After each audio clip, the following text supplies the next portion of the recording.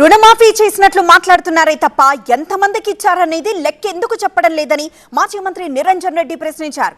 రుణమాఫీ కాని రైతులు వివరాలు తాము చూపించే నంబర్కు వాట్సాప్ ద్వారా పంపాలన్నారు. అయితే దీనికి కౌంటర్ ఇచ్చారు మంత్రి తుమ్మల నాగేశ్వరరావు.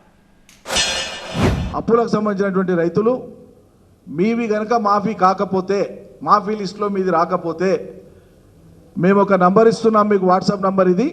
మీరు ఈ వాట్సాప్కు మీ లోన్ వివరాలు, ఏ బ్యాంకు, ఏ ఊరు, సర్వే నెంబరు, పట్టదారు పాస్బుక్ మీరు వివరాలు పెట్టండి.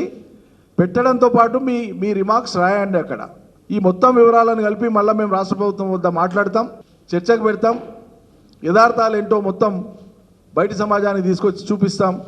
ప్రత్యక్షంగా ఈ మాటలు అవసరం లేదు. వచ్చిన వాళ్ళు ఎవరు, రాని వాళ్ళు ఎవరు తెలుసుకుందాం. కొంతమంది ఆధారు లేకపోతే రాని వాళ్ళందరినీ మాకు వాట్సాప్ చేయమని చెప్పి ప్రకటనలు ఇస్తున్నారు.